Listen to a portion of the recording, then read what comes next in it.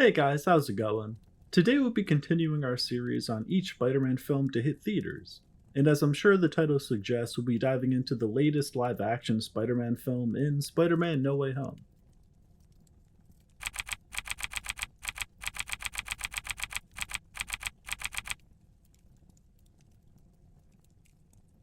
This film in many ways is a culmination of sorts. It's a culmination of 2 decades worth of live-action Spider-Man films, a culmination of Tom Holland's version of the character finally becoming the classic comic accurate version of the web slinger, and it may even culminate Tom Holland's days in the MCU. TBD on that one.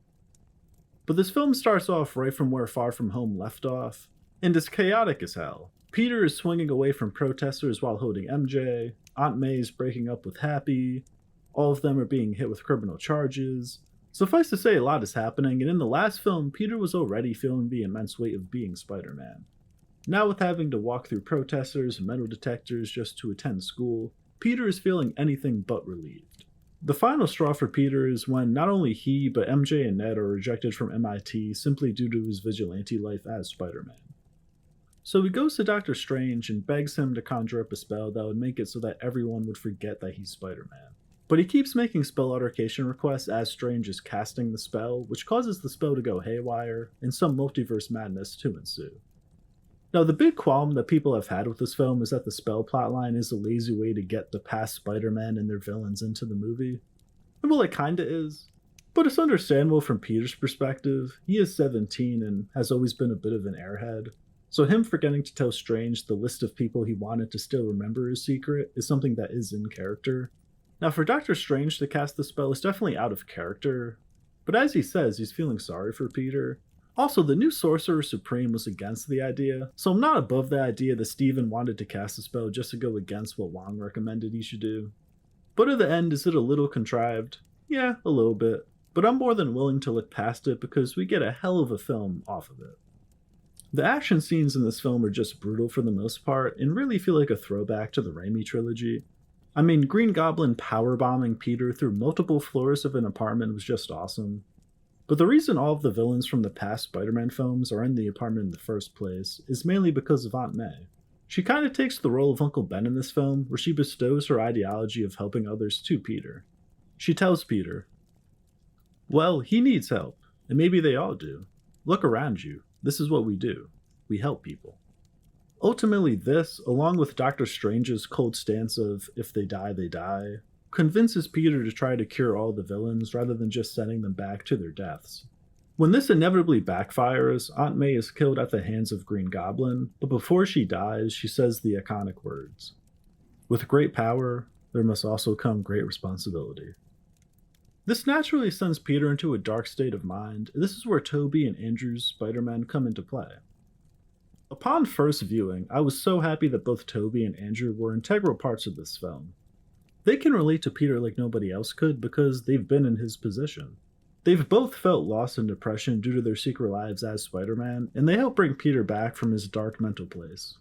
They also help him find cures for all the villains because they're both also Peter Parker, which means they'll always do their best to do what's right. And I'm glad that this moral code, which is the core of Spider-Man as a character, is the thing that unites the three Peter Parkers in this film. Green Goblin really separates himself from the other villains to become this film's pseudo-main antagonist. And this makes a lot of sense because he was the perfect villain for when Tobey was first growing to accept the responsibilities that came with his powers. And he plays just this role for Tom Holland's Peter Parker as well. He really plays devil's advocate to Aunt May's moral code, as he says the following to Peter during their apartment fight. "Strong enough to have it all, too weak to take it. Your weakness, Peter, is morality. No good deed goes unpunished. You can thank me later." These words, in addition to killing Aunt May and beating up Peter brutally, make Green Goblin the perfect object for Peter to take his aggression out on. But this is where Tobey's Peter comes into the fold once again. As the elder statesman of the Spider-Man trio, he's seen this before with his very own eyes. He wanted revenge so bad against Uncle Ben's killer, and he eventually found it.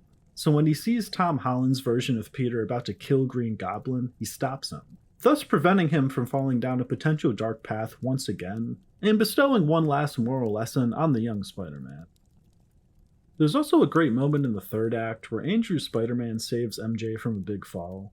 And this is such an emotional moment for both his character and the audience, as we get to see him finally arrive just in the nick of time, when he had seemingly beat himself up for so long for not being able to catch Gwen Stacy in his timeline. Also, I'd be remiss if I didn't at least mention J. Jonah Jameson's return in this film. He's one of the most iconic aspects of the Raimi trilogy, and seeing him back brought a massive smile to my face for sure.